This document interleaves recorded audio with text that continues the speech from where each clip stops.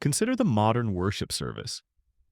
It often unfolds with a vibrant energy, a carefully curated atmosphere designed to engage every sense.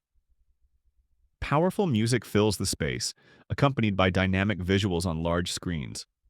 This raises a profound question. Is worship becoming a show? And is American Christianity transforming into entertainment?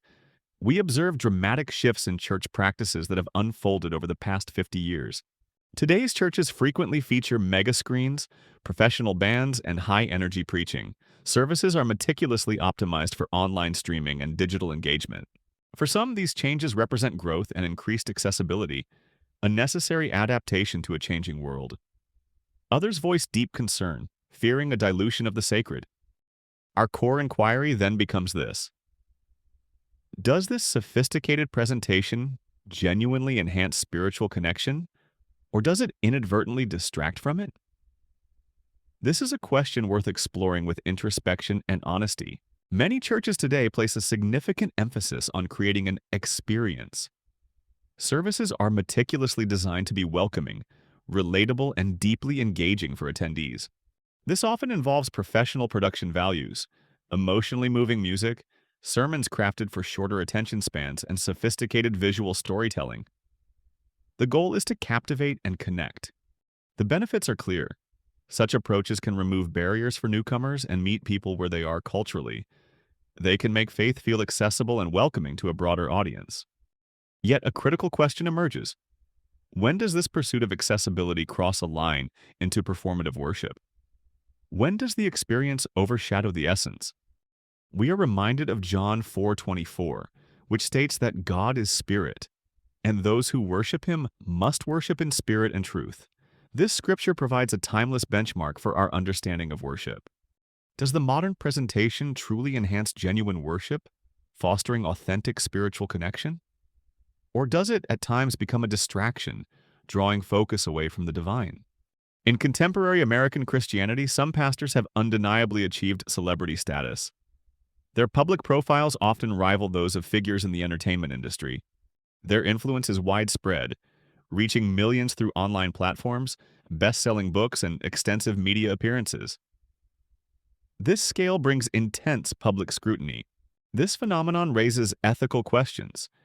Can spiritual leadership truly coexist with such high levels of personal fame and public adoration? What are the implications for humility and service? Furthermore, does influence at this scale subtly alter the message being preached? Is there a temptation to tailor messages for broader appeal or to maintain a public image?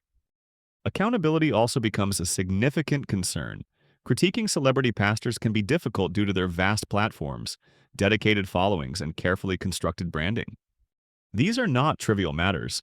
The answers to these questions profoundly affect the spiritual lives of millions of people who look to these leaders for guidance. Social media platforms are profoundly reshaping how faith is consumed and understood. Short-form videos, viral sermon clips, and optimized faith quotes dominate digital feeds.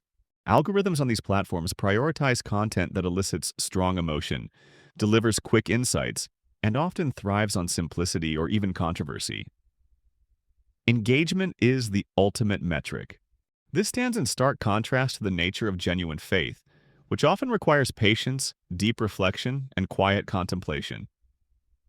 True spiritual growth is rarely instantaneous. A fundamental question arises: is faith increasingly being shaped by the demands of algorithms rather than the timeless truths of Scripture? Are we allowing technology to dictate theology?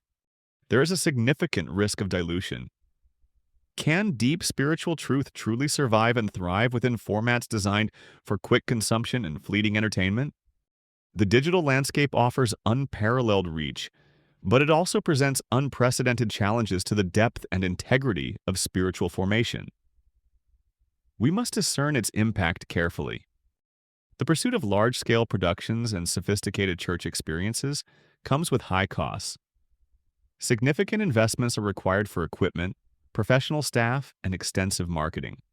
Supporters often frame this as modern stewardship, arguing that using the best tools available is essential for reaching people in a contemporary world. They see it as an investment in the kingdom. However, critics voice a concern. Does this financial success in the pursuit of production excellence inadvertently shift spiritual priorities? What becomes paramount? Matthew 6:21 offers a poignant reminder. For where your treasure is, there your heart will be also. This scripture prompts us to examine where our resources are truly being directed.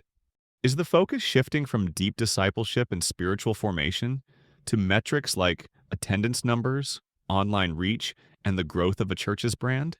These are distinct objectives. The financial decisions made by churches reflect their underlying values and priorities. It is crucial to regularly evaluate if these align with the core mission of the gospel. Christianity has a long history of adapting to cultural changes and embracing new technologies. From the printing press to radio and television, the church has always sought new ways to communicate its message. The Great Awakening, for instance, utilized new forms of passionate preaching to reach vast audiences.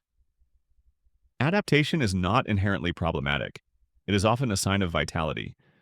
Today, we see diverse experiences among believers.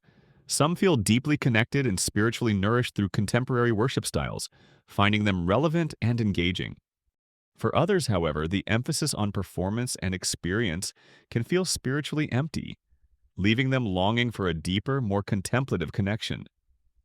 They seek stillness amidst the spectacle. This highlights the tension between emotional worship and the profound need for quiet reflection, as suggested by Psalm 46:10. Be still and know that I am God.